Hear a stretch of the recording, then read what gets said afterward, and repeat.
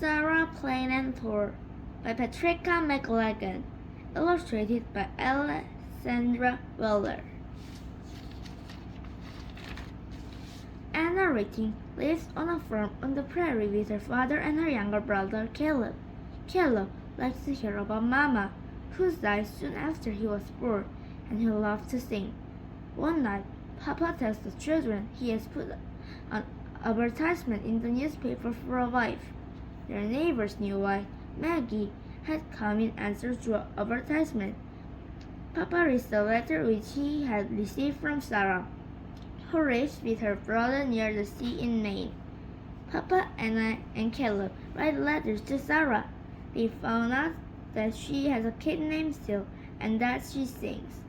Now Sarah is coming for a month's visit to see how it is. Sarah came in the spring. She came through green grass fields that bloom with Indian paintbrush, red and orange and blue-eyed grass. Papa got Olive for the long day's trip to the train and back. He brushed her hair so sleek and shiny that Caleb laughed. He wore a clean blue shirt and a belt instead of suspenders. He fed and watered the horses, talking to them as he had hitched them onto the wagon. Old Bess, calm and kind, dragged wild-eyed, reaching over to nip Bess on the neck. "Clear day, Bess," said Papa, rubbing her nose. "Settle down, Jack." He leaned his head on Jack. And then Papa drove off the long dirt to fetch Sarah, Papa's new wife. Maybe our new mother. Gophers ran back and forth across the road, stopping to stand up and watch the wagon far off in the field of a wood trunk, and then listen, ate, and listened. Caleb and I did our chores without talking. We shoveled out the stores and laid down new hay. We fed the sheep. We swept and straightened and carried food and water. And then our chores were done.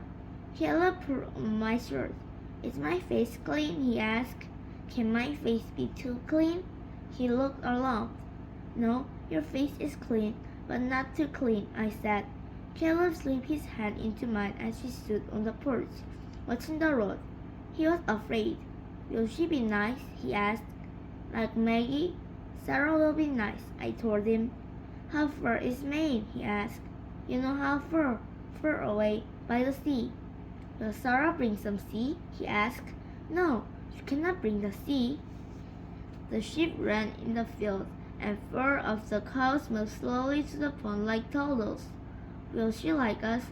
asked Caleb very softly. I watched a marsh hawk wheel down behind the bird. He looked up at me. "Of course she will like us."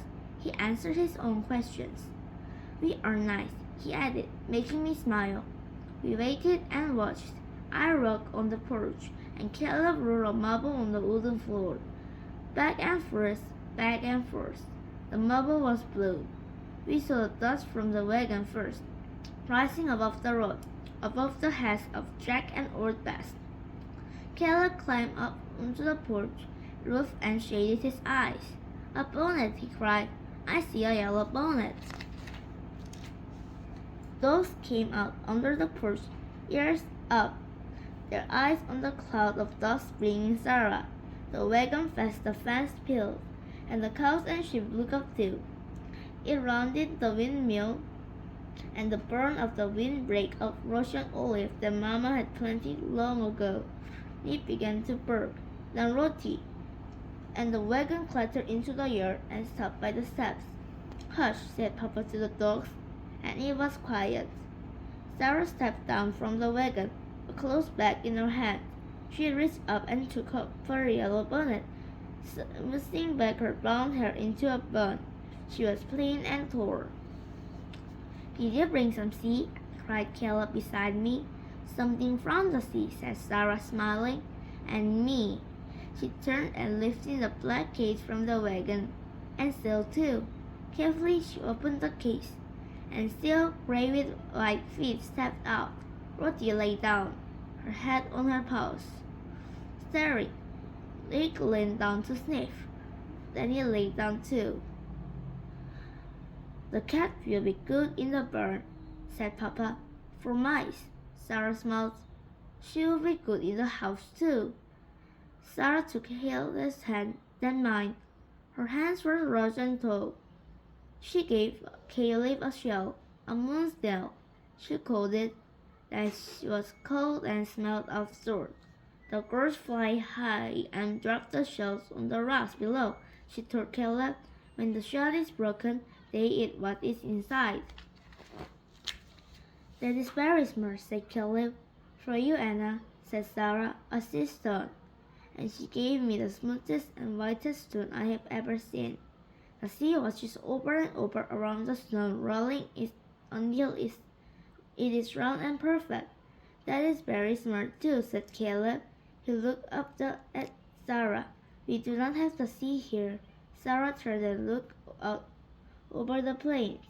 No, she said, there is no sea here, but the land looks a little like the sea. My father did not see or look, but I did, and I knew that Caleb had seen him too. Sarah was not smiling. Sarah was already lonely. In a month's time, the preacher might come to marry Sarah and Papa, and a month was a long time, time enough for a change to change her mind and leave us.